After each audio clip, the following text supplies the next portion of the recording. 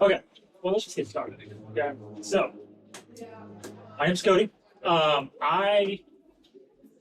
Taylor asked me this, I don't know, 2 weeks ago to come in and speak about photography, about kind of just fundamentals. He didn't really kind of say what to talk about. He just said, just talk about whatever you want to talk about when it comes to photography. Nothing like, I mean, I can talk about fundamentals, but also the reason in a church setting, how photography should be aligned with the mission of the church. And so I just give you a little background. So I used to be on staff at Faith. I was the guy in the creative department from 2019 to 2022. I was here on staff. I was doing a lot of the content, a lot of the graphics. I started graphic designing, eventually did more of my bread and butter, which was videography, photography. So that's kind of what I enjoyed the most, really. But and then in the end of 2022, I transitioned to do something. I started working for just companies, and things I like to do is I like to be working out into like one of the things I really love to do is be in the outdoor space. I like to hunt and all that stuff. So a lot of the things I like to do is incorporate videography and content creation within that, telling stories. All right, things like that. So get started. closing numbers. But thank you. So I started. I did that, or I'm still doing that, and still keep in contact with these. We still go to Somerville when we can. No, from my time here has been awesome. I've enjoyed every moment. I still love everybody here. I just shouldn't say that. There was no animosity. Just like which I'm sure you guys were aware of that. But so that's kind of been my role, is that I do a lot of photography. I do a lot of freelancing too on the side, other than working with a full-time job. I do freelancing as well, with videography too. But in this case, I would love to talk about videography. That's like an 8-week course. I ain't gonna talk about that. This ain't no college lecture or anything. But photography seems to be a little bit easier to talk about, to understand, and things like that. But I'm gonna just give you kind of just some applications on like the fundamentals of photography, even pertaining to church. Do you guys serve in sort of doing photography at y'all's campus? You do? Okay. So do you? Mine's more of broadcast production. Who's the old creative pastor there? David Stowe. Or like he's the current one. He moved to Texas. Okay, I don't know. Okay. I moved to South Carolina in October of last year. Okay. So I haven't been around. Right. Oh, you're good. There's a guy that I didn't know him, but I knew of him who was at Vivid and everything, but he moved to Texas. So you guys do all photography. Okay, cool, great. So you guys practically know some other things and whatnot. Cool. That's good. Like just kind of piggyback on just things that that I've done. I worked at Faith. Did what I did at Faith. Helped lead a bunch of teams and help it to get into places where it is now. Technically, I'm not trying to say it's me, but like I was happy that the torch was kind of carried and kind of pushed. And obviously, there's other ways of doing things that other people are doing, which is totally what that should happen. I think that one of those, if somebody is coming in and succeeding in their role, then they should, do something a little different, but still building upon what was already built. So, but when I was here, we did a lot of storytelling. One of the things I love to do is storytell. And when it comes to taking pictures and doing videos as well. I love to capture any sort of way of getting the message of the church across. There's like a lot of churches, they do really well with that, but there's a lot of churches that don't do really well with that. And that's kind of getting the message, helping them to fulfill what God has called them to the church. And the best way to do that, one of the best ways to do that is through obviously pictures because we live in a social media world. Because we have TikTok, we have Instagram. Some people are on Facebook now. Some people are on MySpace. Do you guys remember that? I don't know if you guys remember that. Anybody remember MySpace? No. Okay. Okay. Okay. So again, we live in a very digitized world where we're seeing everything on our phones. And so one of my favorite things I want to say, but one of my favorite things that I did at Faith when I was on staff here was I went to El Salvador in 2022. I went with the students, and I was asked if I can just go and just capture it. And I mean, I've been in Central America before, and going and capturing what was happening in El Salvador through our church. Again, this is another mean way of, or about a good way of telling the story of Faith, because it's a very missional church. You know, as you guys know, there's a lot of missionaries going to different parts of the world out of our church, and so it's nice. But it was cool to kind of go over there and capture what was going on there. So, and then doing some very cool story on testimonies and things like that. So. So it's not about me. That's, kind of like one of the things that's what I do and everything. Again, I love doing lifestyle stuff, and I love doing all these different types of photography styles and dipping my toes in a lot of different things. So always willing to learn, always willing to try things. I think in photography and being creative, there's no, you're always learning something. You're always learning. There's no really last chapter of that book. It's always going to keep going. You're always going to learn something. Things are changing all the time, and I think we just got to be willing to adapt and learn. That's why we just continue to learn, and just the book never ends. So I'm going to kind of give you two things. I'm going to kind of talk about photography, but really most importantly talk about understanding the church environment of where you're at. So church alignment, and then like just kind of going and kind of getting in the nitty gritty of like the photography methods, just kind of doing all that, because without church alignment, then it wouldn't really make sense to do all the photography things, because there has to be a meaning behind all that. So understanding the church environment. So here's kind of what this is kind of like the basic setting of the church. So a lot of auditoriums are very dark. They're dark. That's the devil. They're really dark, and it's kind of hard to, if you guys know, it's really hard to take pictures in the dark, especially if your camera is not really all that. I mean, it's good, but it's not when your camera's not that good enough to push through that darkness. So we deal with that. We deal with low light, with the low light stations, and then capturing meaningful moments during service, whether that's worship, whether it's baptism, whether that's somebody, pastor preaching or whoever. And then respecting the sanctity of like the space. So kind of just being around in that space and knowing that the Lord is doing something well in that space, and just understanding how do I contribute to the sanctity of that space? How can I capture that moment? So that's kind of understanding the church environment in a sense, telling the church's story, kind of what I talked about earlier.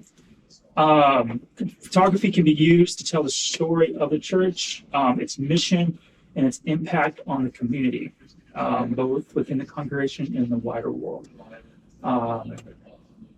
So, again, kind of what I was sharing with you earlier, that the story of the church, the mission of the church is what is most important. Like, what's it going after? Like, it's obviously, first and foremost, it's obviously making God known.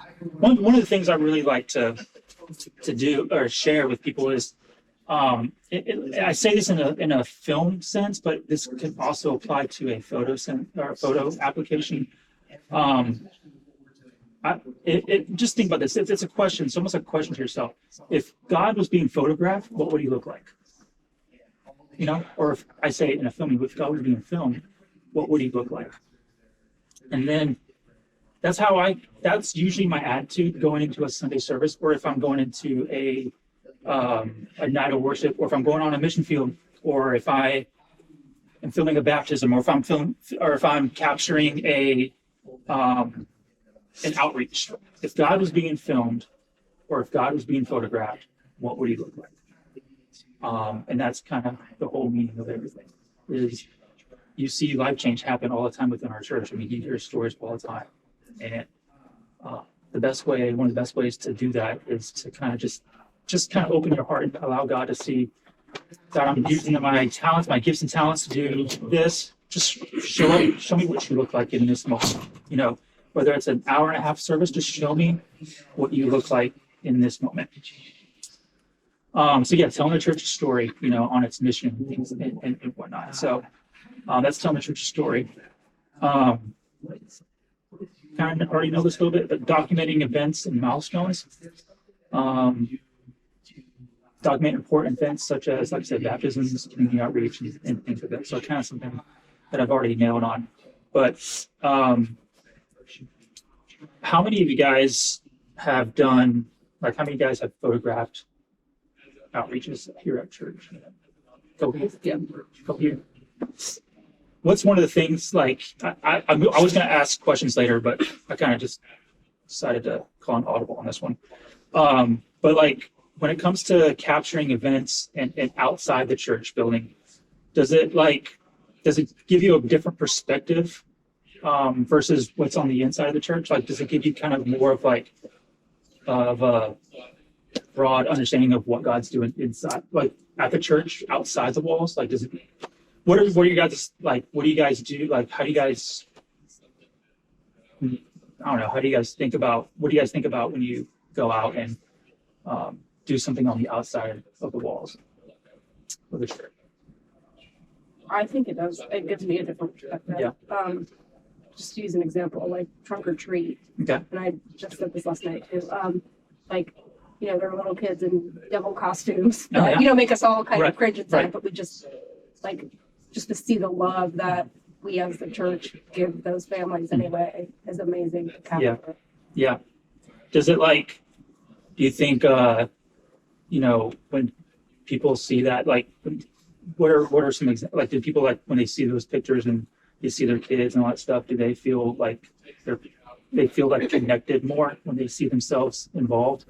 I think they do. Yeah. I had a lot of people stop me and just say, like, "Oh, are you taking these pictures for the church?" And I'd say, "Yes, ma'am." And they're like, "Oh, is there any way you can you know?" Yeah. So, Yeah, that's kind of, that's good. And that, yeah, I know for me that, like, when I go outside the church walls and do any sort of content, it gives me just a cool perspective. I'm outside the church walls. I'm outside, you know, I'm out in the community, and this is what it's about, in a sense, like, to be outside the walls of the church and do what we're called to do. And I'm part of that story of capturing what's going on. So you can even see, like, random people, like, it could be people playing, it could be some kids in devil costumes, you know, doing their thing, and then all of a sudden, like, next to that person, there's people praying for somebody. So you go trigger happy, you know, on the camera. So so that's great. So yeah, documenting events and milestones and is really the most important thing, at least in what we do. So how many, just on a perspective, how many of you guys have been doing photography or been taking pictures 5+ years? sure. Just in general. Yeah. And then just started, who's pretty much just started? Yeah. Just started. How long have you been About a year. down here? Okay. So we got a pretty good diverse group of how many people have been doing it for a while. So I always like to say that when it comes to the photography thing, and we first learn, or it's either if you've been doing it for 6 months or if you've been doing it for 6 years, there's always something changing, and there's always something to be learning about. I think being around in a community of people who know how, especially in a church setting, I like to say this, but when you're in a group setting, a bunch of photographers in the church, I feel like we should always be bouncing ideas off each other. One person may know how to do this, and the other person doesn't know how to do it, but then like that person that doesn't know how to do that certain thing on a camera can be taught by the person that does know how to do that, and whatnot. And so there's always something to be learned about, or there's always something to learn about from each other. And I think that's what's really most important is making sure that we're surrounding ourselves with just like people that are in our clique, that know how to, that just love photography, that just love to do what they love to do. So,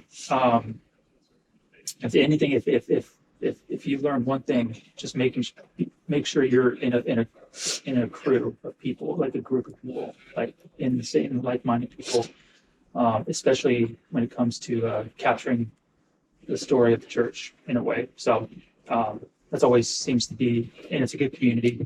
We all need community, regardless of whatever we're doing. But a photography community is really nice to be part of. So, okay, so church alignment. I bounce around a lot, so forgive me if I do. But I'm very. I promise it'll make sense.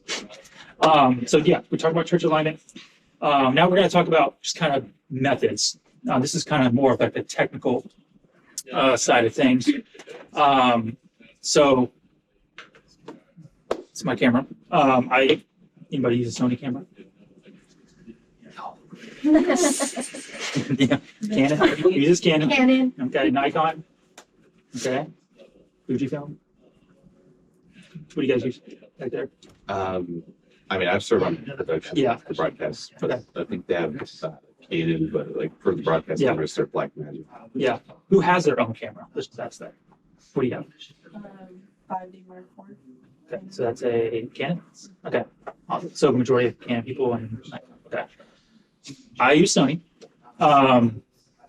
just because I started using Sony probably back in 2018, and I was a Canon person. I still like Canon; they're great. But I found the Lord Jesus Christ as my personal Lord and Savior, and found this. No, I've been using Sony for a while, just because again I do video, so it's a good hybrid camera for me.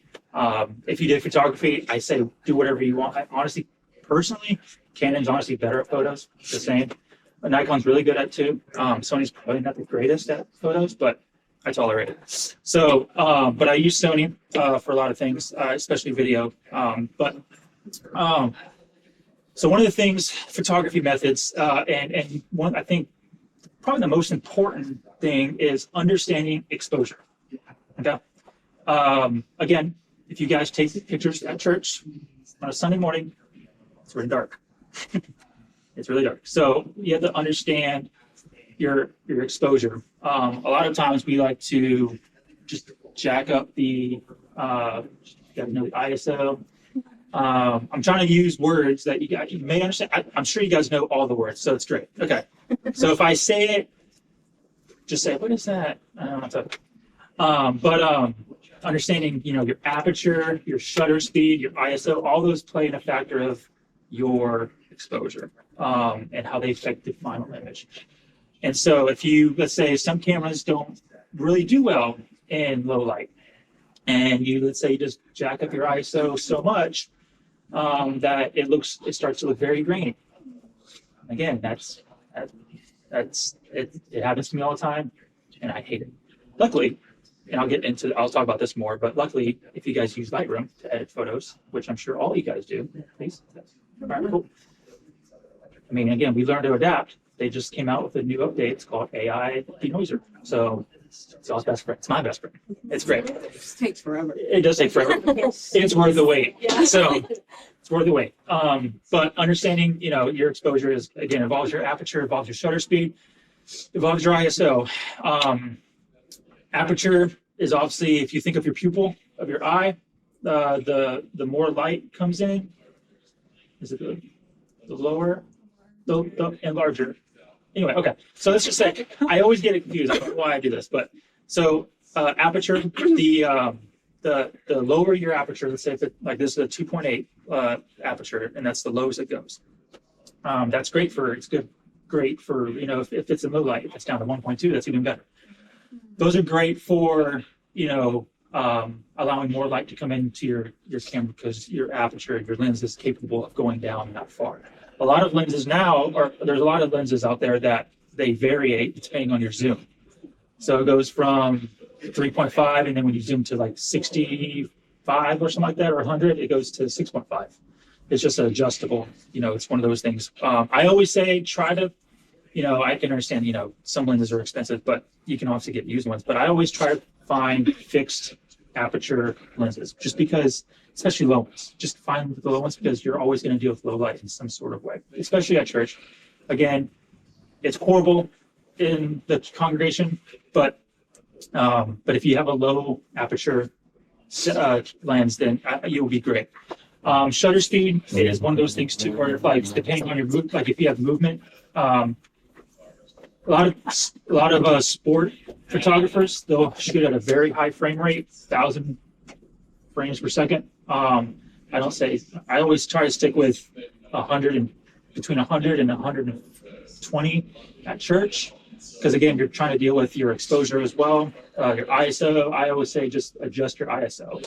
Don't even worry, like set your shutter speed to anywhere from 100 to 120, and then drop your ISO or your aperture to the lowest if it is possible to do it at the lowest, and then just adjust your ISO.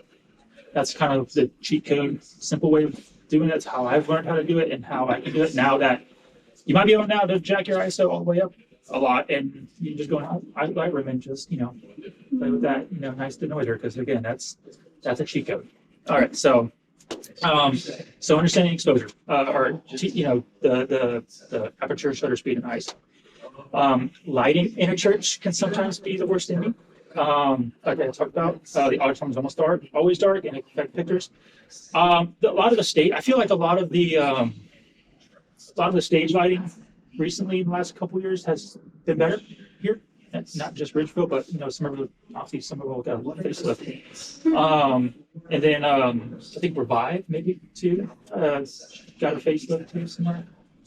You go to Revive, right? Yeah. So I think it kind of started to be a little bit more light, friendly, So I always say, I always like to talk to the production person, the lighting guy. I'm like, hey, can you make the lights better? And I give them a reason why, because I'm a photographer.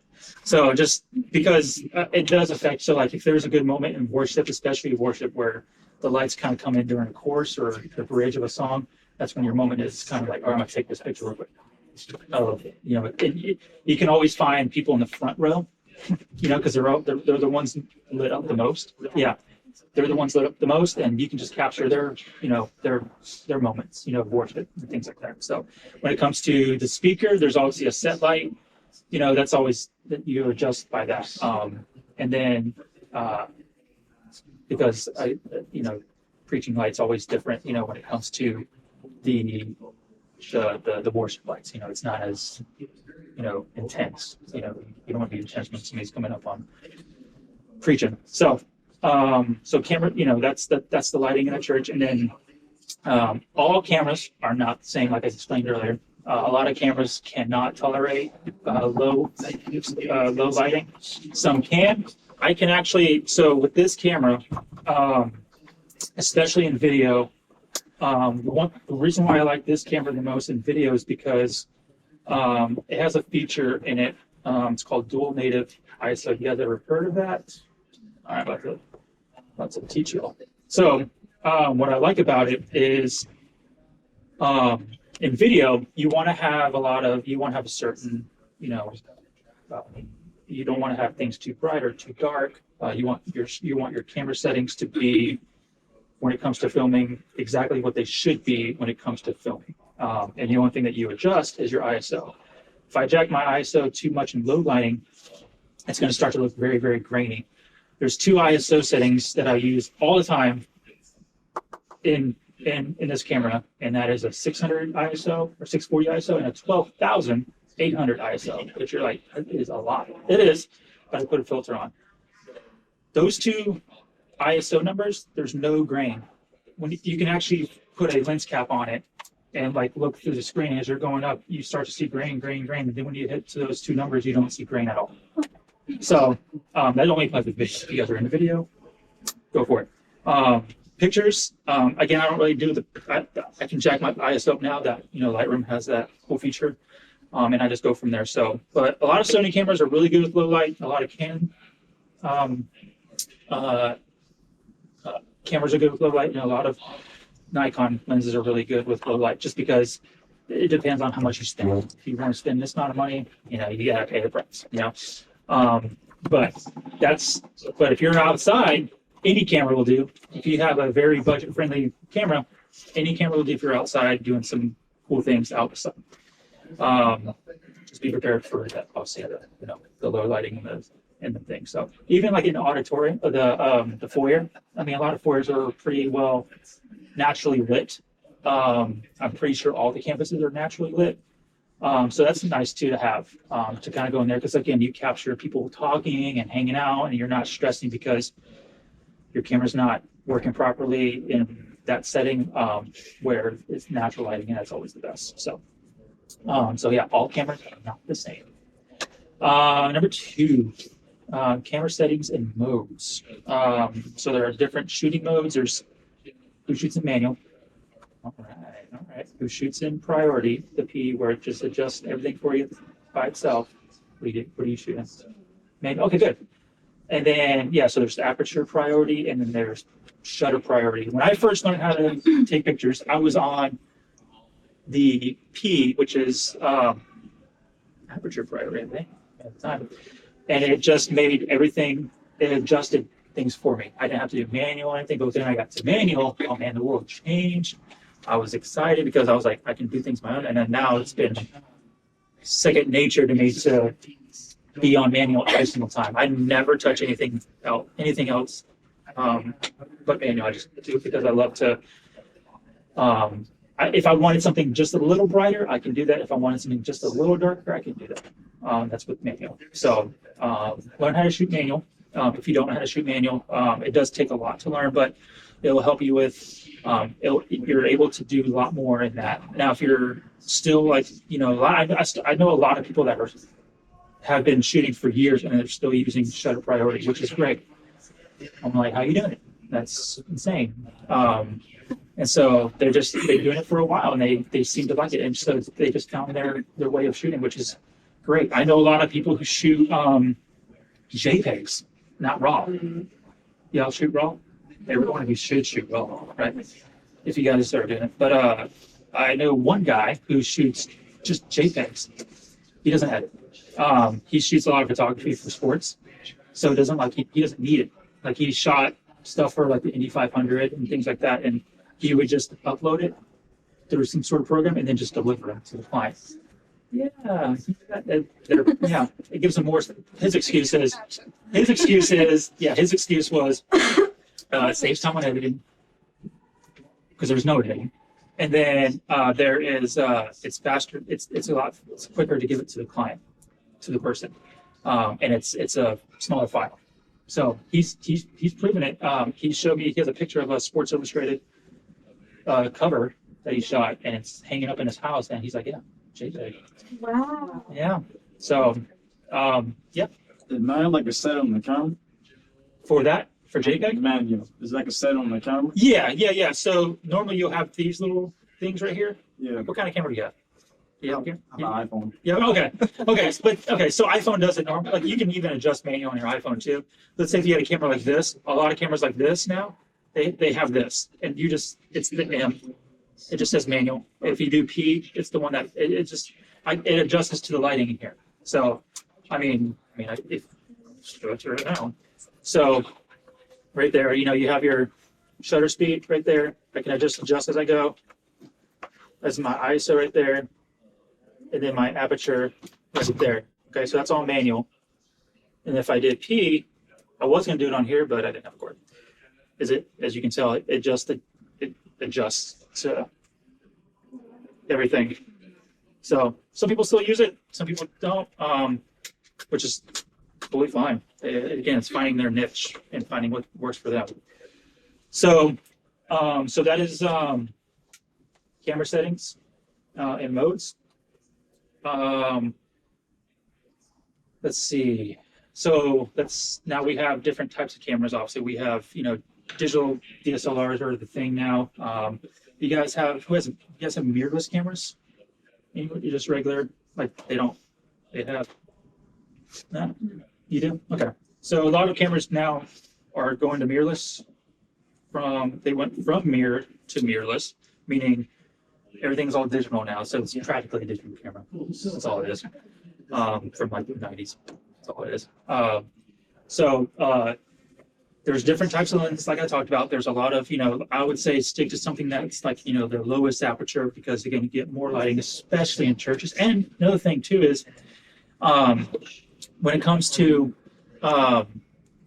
taking pictures, especially like with the lower aperture, you get better quality photos. So one of the things that I found some pictures that I took at Faith from a while ago. Matt, that's anything? So this is at Somerville in the student building at night. And it was the worst setting because it was so dark. This is obviously before Lightroom took its thing and with the AI thing. But this is an example with low lighting. You just got to do what you got to do. It's not going to be perfect, but you got to just do what you got to do. This is in the foyer at Somerville. Again, we talk about the church alignment. You're capturing, obviously pastors there and hanging out, talking, laughing, and all that stuff. You got worship. You got to, again, lighting. When it comes to the lighting, the stage lighting is obviously, during worship is really, really good. You can do practically a lot of things with that. I've been in worse conditions where it's like very, very dark. But for the most part, making sure that you find the light that works and going from there. Monk's Corner. Any Monk's Corner in here? No? Okay. Monk's Corner.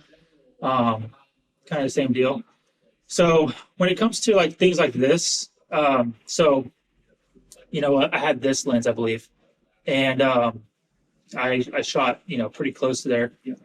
If you guys ever heard of depth of field, a lot of times, there's lenses that have a good depth of field, and those are the ones that are like 2.8 or below, where it just blurs out a lot of the background, especially if you're doing like portrait stuff. In this case, it's not really portrait, but it's still blurring out. It's just focusing on her. So it gives it more of a good, creative look. That's what I like about those lower aperture lenses. This was El Salvador. Again, just kind of focusing kind of blurs out a lot of, this is going back to this lens, is that, you get to be able to focus on that person and you're making that the main focus and somewhat blurring out everybody else. Same deal. Focusing on that. And then this is kind of what I was talking about, the lighting. This was in the student building, when Somerville was in there doing the renovation. Clearly the lighting is not the best, so you just got to make sure that pastor's in the right light, and then you just snap, or wherever you're at, whether at Richville or Walthall or wherever. Walthall has a good lighting system. I feel like all the campuses have grown up, a little bit and got better lighting, which is great. Somerville, same deal. And then, student building. I'm showing a lot of student building ones because that's the hardest one to shoot. And then when the light gets really crazy, nice, you get something like this. So it's like finding and taking advantage of things like this, where you have a light kind of beaming in your face, and then you just have a lot of cool, people singing in the background. So these are just some of the pictures from there, but again, you just, a lot of different environments, a lot of different places, and a lot of different ways to do it. You just got to make sure you got to kind of fail at first in order to really kind of make it really happen. I obviously have taken a ton of pictures, and I had to just learn how to, like, when I first started taking pictures of the church, I knew right away, I was like, this is gonna be tough, at least because I was at Somerville a lot of times. But when I would go travel to Ridgeville or Revive or even north, I would have the same problem. Like, okay, everybody has, some difficult lighting, but you learn to adapt. You make sure when you go in, it's like, okay, I already know this is going to be crazy dark and all that stuff. I'm going to make sure that when the light hits on this course, that everybody's going to get a picture in the front row or something like that. So, yeah, so that is camera settings, or that's the different types of lenses. And then you guys have, and then there's lenses that go far, there's lenses that go short, there's lenses that even just stay at one focal length. This is a 28 to 75, but it stays at 2.8, which I like, so I can stay at 2.8 and go up to 75 millimeters. And there's obviously fixed ones. How many of you guys have like the long lenses? Do you guys have any long lenses? I use fixed. Fixed all the time? Yeah, that's good. Yeah. Yeah, there's just different, it's whatever you feel like is good for you. Again, I'm a guy, this is the perfect setup for me. This is literally just what I like to use all the time. A lot of people like to just use the fixed lenses, whether that's the 50, whether that's the 24. Some people would like to use the 70 to 200s, which are good. Those have a place for sure, but, and I still use those. But it's almost finding what you like and what you're good at using, and then sticking with it, and then dabbling down the road. And then the last part of photography methods is post-processing. Editing techniques, you guys, obviously we talked about Lightroom. Do you guys use Photoshop or anything, like actual Photoshop to make, because Photoshop's good for graphic designing, but it's really just, you can also use it for editing photos too. But Lightroom tends to be the superior photo editing. There's color presets too. So like, do you guys use any presets or anything? Yeah, because it helps with just. It's easy to just copy and just paste them all. Yep. So a lot of these were just kind of like that. I had a set preset that I just made. I knew it was like, okay, Somerville. I use Somerville presets. That just saves a lot of time with editing. Very, I don't know if I have it open. I don't. But it just kind of saves the trouble of going in, and now we'll have to tweak up a little bit of contrast and saturation, things like that. But having presets will help make the process faster. And then you can even make your own presets. If you have like this cool way of like, hey, I want to make my own. I want to have my own unique colors and saturations and all that stuff. Maybe I want less saturation, and that's going to be my style. Then go for it. Dabble, experiment. I think that's the best thing to do. And then we talked about the greatest thing in the world, AI denoiser. If you guys don't use Photoshop, or if you guys don't use Lightroom, a few months ago, Lightroom came out with an AI denoiser because it knew like a lot of people were just dealing with a bunch of noisy looking. When I say noisy, it's just very like grainy look. If you guys don't know that, it's very grainy look of in your pictures, and you can only soften it so much to where it looks really, really fake. AI does it to where it's very, it's crazy. They're making text to video now. It's insane, man. Like, you make a movie with that. So that's obviously the best way to now. If you want to make sure your photos are really, really good, is that denoiser. So, and then so we talked about methods and things like that. You guys good? You guys catching? Sorry, I'm kind of to go off a little bit, but if I'm going too fast, please let me know. If you have any questions, please interrupt. Finding your niche, photography styles and genres. Explore different styles of photography. Go out and see what really draws your attention. What are some of your favorite things you like to go and photograph? What are some weddings? Sports. Mhm. Sports events. I feel like I enjoy weddings. I'm new to the whole photography, but I really enjoy capturing the moments. Yeah. And I think my favorite part, I don't know if this is you guys because I'm new or whatever, but I remember like just getting the compliment for capturing a moment. Like, wow, like that photo says so much. I think at the end of the day, it really is a piece of art because you can capture so much in just an image. Yeah, that's great. it made me think because I have a website. I'll show you guys in a little bit, but my header thing it says capturing moments, not things. And that's just it's a perfect way of like you're capturing a moment. It's not a thing, it's just a moment. Whether you're out shooting away or shooting sports or even shooting out, going to the mountains, shoot mountains, and take pictures of mountains.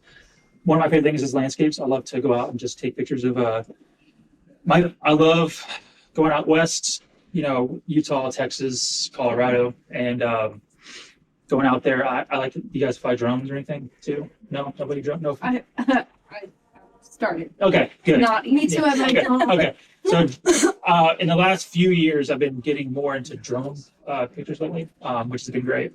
But one of the things I like to do is go out and capture like the landscape of like the West. I'm a big desert guy. I love the mountains out west. I like to go out there and just do that. So exploring different styles of photography and kind of seeing what really draws their attention. Again, this applies to in a church setting as well. There could be one thing that you like to capture on Sunday that helps tell a story in a very, very unique way. I always say the world is your playground.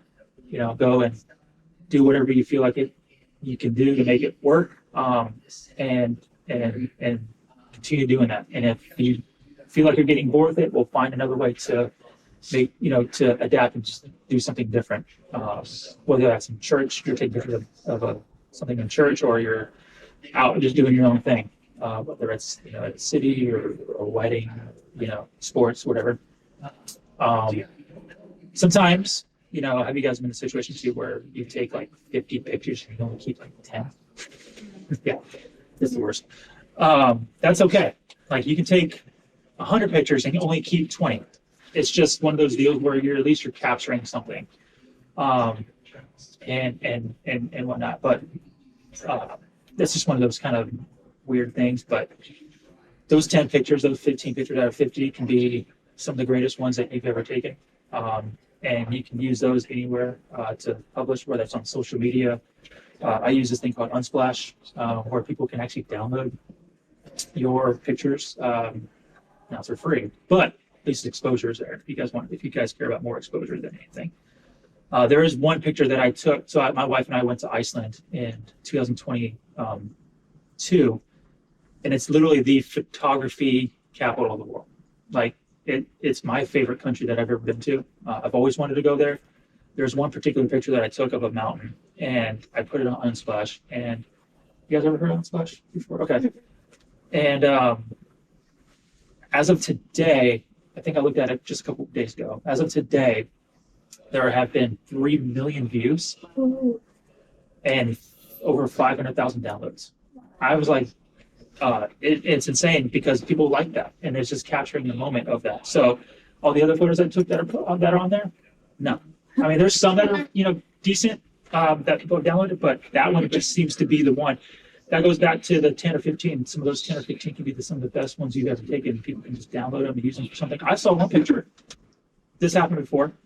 I saw a picture that someone downloaded from, I didn't see it, but someone I know downloaded from Unsplash, used it on a billboard. It was Clemson University.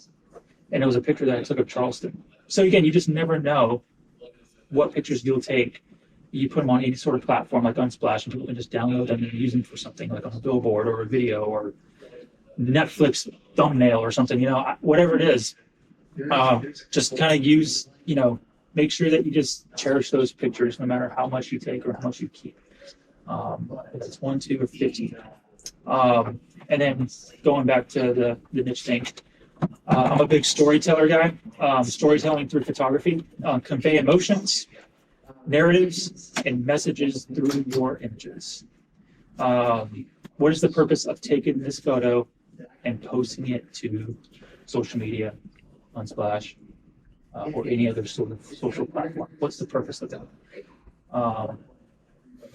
I don't ever find, I don't like to, I like to just expose my pictures to people. Like I don't really ask people to pay me for anything. I don't like it. I just like, it's just something I do. Like a lot of people have asked me, like, why don't you, I do freelancing, but at the same time, it's like, a lot of people have asked me, why don't you just sell your pictures? I just really like taking pictures. I feel like it's you lose the fun when you're thinking about a dollar. I mean, now I'm not saying it's not a bad thing. It's not a bad thing at all. If you feel like making money with photography is great, do it.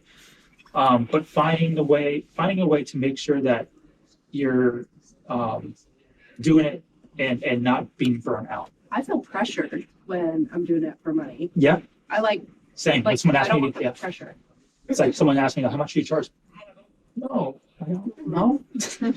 Bucks.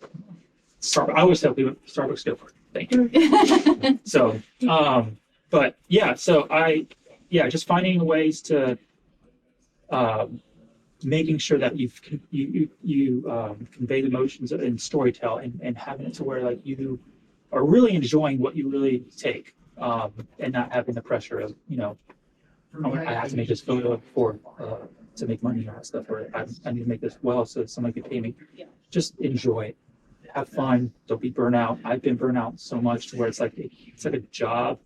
Now I do work. My job is to create content, but at the same time, like there have been moments where I've just been creatively burnt out, where I'm just like, I don't even know if I like this anymore. But finding ways, and this is going to go to my next point, and that's inspiration and creativity. Is that, finding, sharing tips on finding or find tips on how to be inspired or inspired. Overcoming creative blocks, like we're just on you guys ever been in a creative block, it sucks. And developing a personal style in photography. We can look at people's stuff, we can get inspired. Here's the thing, I'm gonna quote this cool verse in Ecclesiastes that says, "Nothing is new under the sun." So whatever you look at, or whatever you look at, and then whatever you take, or even if you haven't looked at it and you still do something in your own style, it's still gonna kind of be not new under the sun. Like it's already been taken. But at the same time, finding inspiration, finding ways to make things happen. If you're feeling in a creative block, finding inspiration in the mundane. If things get repetitive, find ways to make things feel good. Go back to where you had that desire originally in the first place. One thing I like to do is I like to go to coffee shops. I'm a big coffee drinker. I like to go to coffee shops. A lot of coffee shops are very unique in the way they have their setup. And you just kind of like look at something and like, you can kind of get inspired by like, what would I do differently on that? What can I do something? How can I make that picture look different? Or what can I put there? Because a lot of coffee shops have artwork. It's like I can see a photo of something, and then that gives you inspiration to go out and take a picture of whatever you're thinking. And then, it may not go on that wall, but at least you took the picture of it and you got inspired. So finding inspiration, overcoming creative blocks, and then developing a personal style in photography. And I'm going to wrap this up right here. Photography is not just about capturing images. Okay, it's about capturing moments. It's about emotions, stories, and just capturing moments. And like I said earlier, not things. You want to capture stories and moments. Whether you're photographing a breathtaking landscape, like me, I like to do that, or a church if someone's being baptized, or even if you're in a downtown setting, like in Charleston, a busy street, strive to infuse your images with meaning and intention. Be intentional with your craft. I believe God has given us a lot of things in life, and I believe strongly that He has made us unique in a way where we can. He's like, I want to put a camera in your hand, and He does it, and then now you're just rolling with it, and you become this vessel to where you can just be something that God has created you to be. So infuse your images with meaning and intention, and be intentional with your craft. Secondly, never stop learning. Growing as a photographer, you're always going to learn something. Like I said earlier, there's never a last chapter. You're always going to learn things. I'm always learning. I've been doing this I'm dating myself. I'm 34. I've been doing this since I was 16. So I've been doing it for a long time, and I'm still learning. The journey of photography is a lifelong pursuit, and there's always something new to discover, whether it's mastering a new technique, exploring a new different genre, or pushing the boundaries of your creativity. And then finally, remember that your unique perspective your unique perspective and voice as a photographer are what makes your work really truly special. Don't be afraid to experiment, take risk, embrace yourself as an artist. Just go out and just do it. Just find something. It doesn't have to make sense to somebody else. Just go and do what you feel like is good. If you like this light post, go take a picture of the light post. Okay. If you see a piece of trash falling, take a picture of the trash. If you see this nice, glamorous, car, take a picture of the car. But it doesn't have to make sense to anybody else. Just go do what feels right to you, legally. And then, so that's kind of it. Just to give you, I know we're out of time, but just to kind of give you ideas of this is my website, Capturing Moments, Not Things. And then, if you ever want to go to my website, and this isn't me promoting, but this is just me kind of like, if you ever want to showcase your work, this is more of my portfolio. I'm never selling anything. It's just, I want to showcase my work. This is just an outlet for me to showcase my work. And then, there's my Instagram. It has all my pictures on it that I like to take. And it's not your typical, Instagram page. It just has like unique perspectives. This is a photo that got 3 million views on it. So, yeah. But on your own time, if you ever want to go check that out, you can. Any more questions? Any questions? Thoughts? Concerns? What was the name of the site that you? Unsplash. Yep. Unsplash. Yep. So. I speak just specifically with church photos. The first time I took photos on a Sunday, I was all concerned with praise and worship and Pastor Jason, and then the best photos I took were in the lobby of people hugging. I learned after the random Sunday places. when I look back at my picture. The random places. Yeah. The random places. Altar calls are amazing. Sometimes if you're not intentional about going to something, if you're intentional about going to something and you're determined about getting a picture, it's but then you're just taking a random picture of if you said somebody hugging Pastor Jason or something, it's okay. So capturing just being willing to be on alert every single time. So, well, cool. Thank you guys so much. And like I said, just do your thing, go out and find ways to do your thing and be unique. And I hope that, some of this stuff is very informative and it'll help. And especially in your church and your campus, finding ways to tell that story of the church or that campus and that community. So thank you. Thank you guys. Thank Yeah. you. Thank you.